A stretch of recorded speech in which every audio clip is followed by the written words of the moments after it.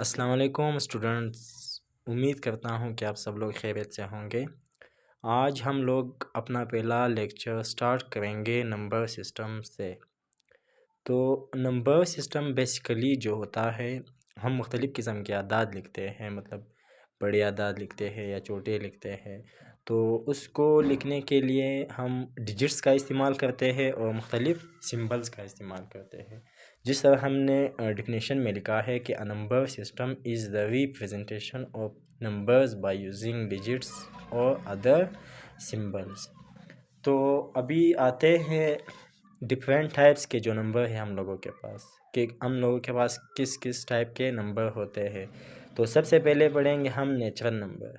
Natural number को हम उर्दू में कुदरती आदाद भी कहते हैं और इसको हम डिनोट करते हैं एन से।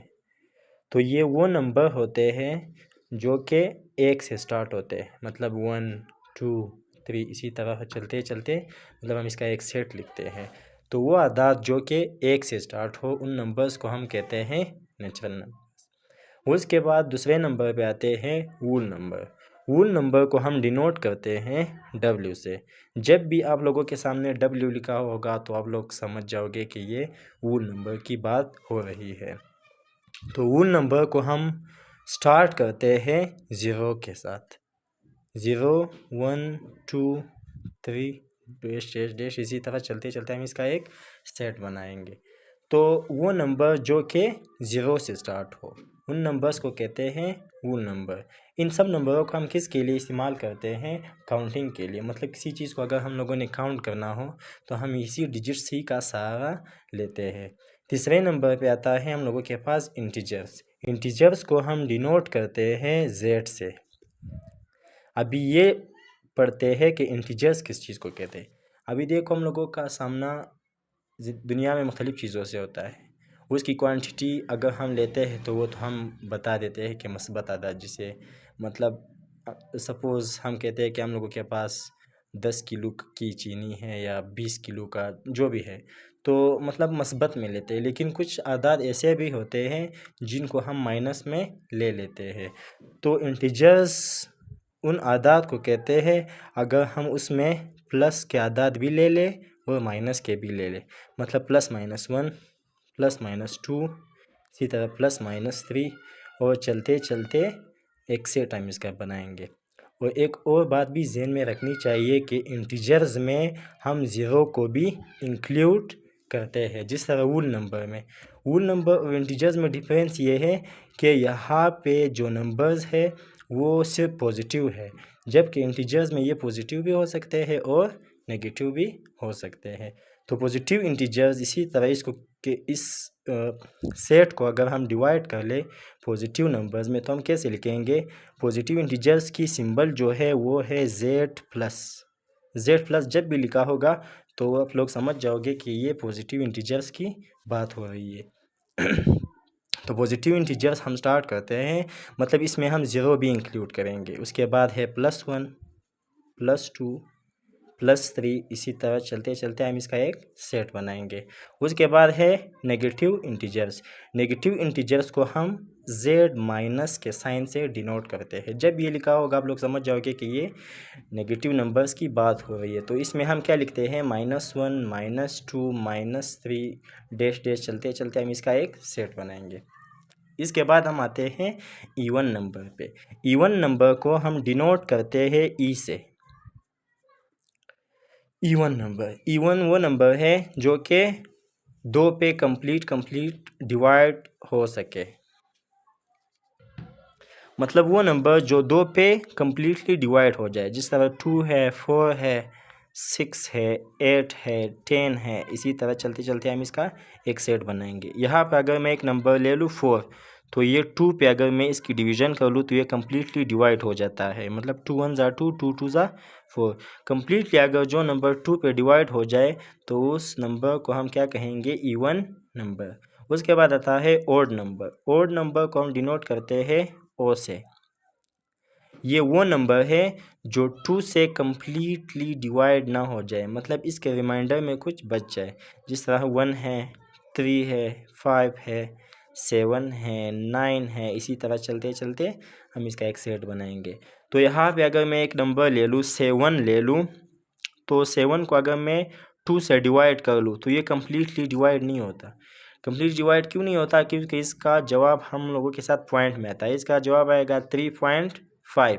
अगर ये कम्प्लीट डिवाइड होता तो ये कम्प्लीट नेचुरल नंबर देता, या 3 देता या 4 देता है, मतलब कम्प्लीटली एक नंबर दे। लेकिन जब भी इसका जवाब डॉट में आ जाए तो इसका मतलब है कि वो 2 से कम्प्लीटली डिवाइड नहीं होता। उसके बाद है प्राइम नंबर। प्राइम नंबर उन नंबर्स को कहा जाता है जो कि सिर्फ 1 से डिवाइड हो कम्प्लीटली और अपने आप से डिवाइड हो जाए। इसमें क्या आते हैं? 2 है, 3 है, 5 है, 7 है, 11 है, 13 है, 17 है, डैश इसी तरह चलते चलते एक सेट हम इसका बनाएंगे। अभी वो नंबर, मतलब मैंने कहा जो अपने आप से डिवाइड हो जाए और 1 से कम्प्लीटली डिवाइड हो जाए। तो अभी इस 5 को अगर मैं उठाऊँ, ठीक है, इसके फैक्टर्स जो बनते हैं, मतलब इसको डिवाइड करने वाले, ये 1 से कम्प्लीटली डिवाइड हो जाएगा और अपने आप से कम्प्लीटली डिवाइड होता है। बाकी जितने भी हम लोगों के पास डिजिट होता है ये उनसे कम्प्लीटली डिवाइड नहीं होता। यही पे अगर मैं 11 का उठाऊँ, 11 भी इसी तरह ये 1 से कम्प्लीटली डिवाइड हो जाएगा और अपने आप से डिवाइड हो। तो वो नंबर जो कि 1 से डिवाइड हो जाए और अपने आप से कम्प्लीटली डिवाइड हो जाए, उन नंबर्स को क्या कहते हैं? प्राइम नंबर्स कहते हैं। उसके बाद आते हैं कंपोजिट नंबर। कंपोजिट नंबर उन नंबर्स को कहते हैं जो कि हम लोग प्राइम नंबर के अलावा अगर नंबर उठाए। अभी हम लोगों के पास सपोज ये नेचुरल नंबर का सेट है, ठीक है। नेचुरल नंबर से अगर हम प्राइम नंबर्स निकाल दें तो बाकी जो नंबर्स बचते हैं उन नंबर्स को हम क्या कहेंगे? उन नंबर को हम कंपोजिट कहेंगे। अभी इनके अलावा हम लोगों के पास कौन से नंबर बचते हैं? कंपोजिट में हम लोगों के पास बचते हैं वो 1 बचेगा, 4 बचेगा, 6, 8, 9, 10, 12, 14, 15, इसी तरह चलते चलते, मतलब प्राइम नंबर के अलावा जितने भी हम लोगों के पास बाकी नंबर बचते हैं उन नंबर को हम क्या कहेंगे? कंपोजिट नंबर कहेंगे। उसके बाद हम लोगों के पास आते हैं को-प्राइम्स। को-प्राइम्स वो नंबर होते हैं जिनकी HCF जो है वो एक आदद हो। एक आदद होने का क्या मतलब? उसकी जो हाईएस्ट कॉमन फैक्टर है उस पर भी हम मज़ीद आगे इंशाल्लाह एक वीडियो बनाएंगे। तो एक फैक्टर का ये मतलब है, जिस तरह अभी हम लोगों के पास ये 2 सेट है, एक है 4, 5 और एक है 7, 9।